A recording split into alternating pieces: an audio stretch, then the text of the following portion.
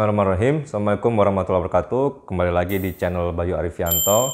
Pada video kali ini kita akan membahas detail bagaimana menuliskan kesenjangan penelitian pada paper kita.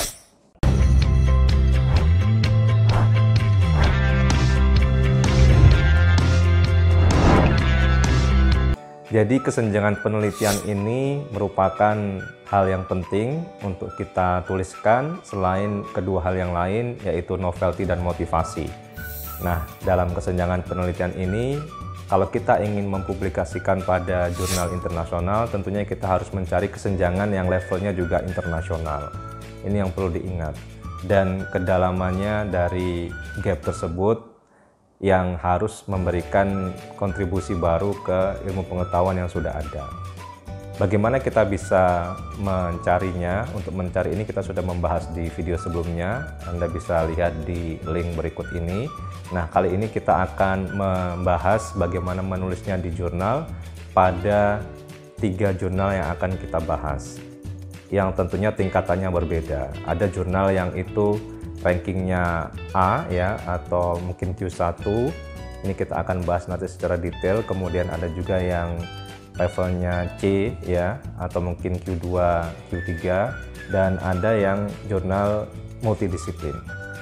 Nah, untuk seperti jurnal yang E ini, jika Anda lihat secara singkat, kita dapat melihat bahwa kesenjangan penelitian yang diangkat pada jurnal ini cukup straightforward dan cukup dalam ya. Yaitu yang pertama, kalau kita lihat di sini adalah bagaimana menjawab pertanyaan yang ada dari beberapa paper sebelumnya, apakah ada dampak dari dua pembiayaan yang berbeda ya. Nah, seperti kita tahu di keuangan Islam, di Islamic Finance ada pembiayaan yang berbasis bagi hasil dan non bagi hasil. Cuman selama ini tidak banyak paper yang mengulas secara empiris apa sih dampak dari dua metode atau skema yang berbeda dalam keuangan Islam ini. Nah, di paper ini secara gamblang disampaikan bahwa memang tujuannya adalah ingin mengisi kesenjangan ini, yaitu untuk melihat dampak pembiayaan dengan dua metode yang berbeda. Jadi tidak membandingkan ke selain Islamic Finance, tapi hanya fokus ke Islamic Finance, yaitu akad bagi hasil dan akad non bagi hasil. Selain itu, dalam paper ini juga kesenjangannya adalah tentang apakah akad-akad bagi hasil dan non bagi hasil ini syariah compliance atau tidak menurut persepsi dari anggota atau nasabah dari Islamic Microfinance yang nanti akan di cross check dengan statement-statement standar yang ada pada Dewan Syariah Nasional ya, yang dalam hal ini adalah di Indonesia. Jadi intinya kalau yang paper E ini, kedua hal itu kesenjangannya adalah melihat dampak dari pembiayaan bagi hasil dan non bagi hasil yang selama ini di paper-paper sebelumnya hanya melihat secara normatif ya, hanya menyampaikan bahwa oh bagi hasil ini bagus karena paling ideal dan lain sebagainya, inilah yang paling disarankan, ini apa yang direkomendasikan, tapi secara empiris belum banyak yang fokus meneliti faktanya bagaimana bagi penerima pembiayaan, dengan tentunya mengontrol beberapa variabel ya supaya tidak bias hasilnya. Nah, itu yang membuat paper ini bisa diterima di jurnal E. Kemudian untuk paper yang kedua, ini sebenarnya masih melanjutkan dari paper yang tadi kita bahas, yang sebelumnya mengangkat gap dalam hal dampak pembiayaan dan syariah compliance. Nah, paper kedua ini lebih kepada akses pembiayaan. Jadi tetap menggunakan kedua perbandingan, yaitu membandingkan yang bagi hasil dan non bagi hasil. Hanya ingin fokus melihat faktor-faktor apa yang menyebabkan anggota nasabah Islamic Microfinance mendapatkan pembiayaan bagi hasil atau non bagi hasil. Itulah yang diangkat pada paper kedua ini.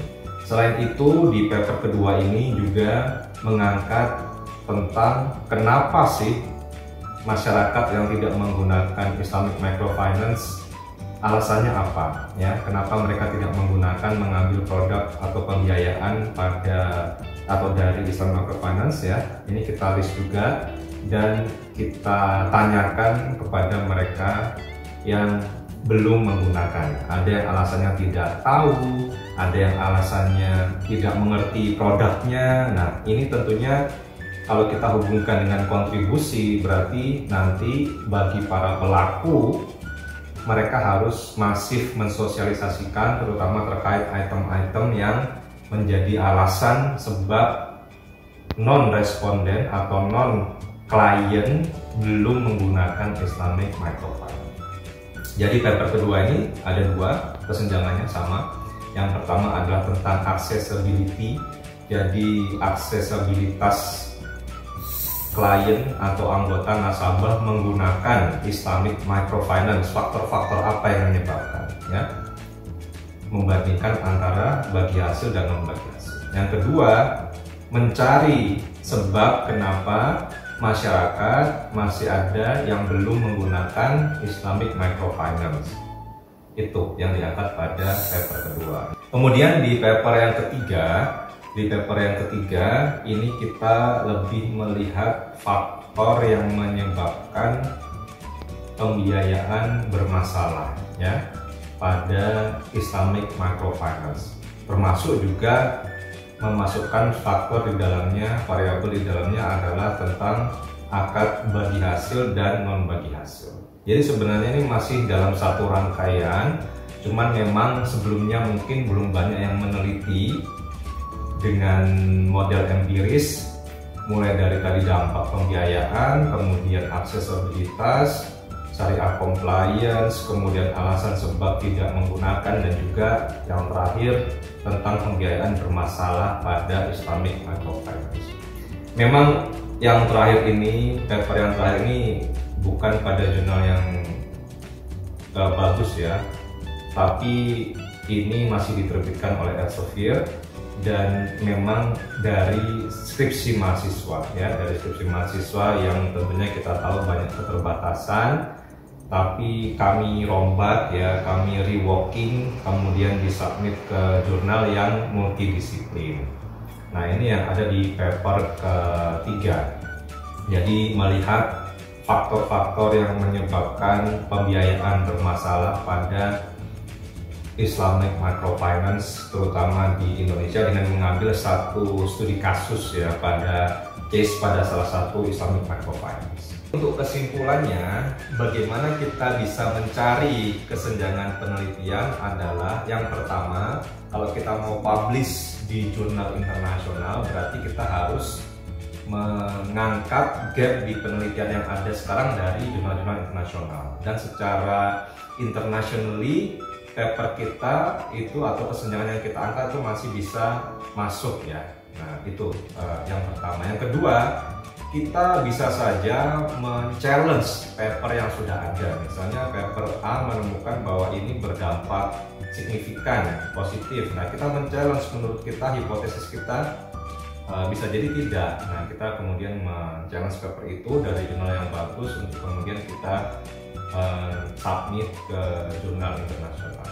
Kemudian yang ketiga juga kita harus memperbanyak membaca tentunya literatur dari jurnal-jurnal yang diterbitkan oleh jurnal bereputasi ya, oleh penulis-penulis yang pakar di bidang yang kita teliti. Misalnya kalau saya Islamic Microfinance, siapa yang sering nulis ini, kita cari ya.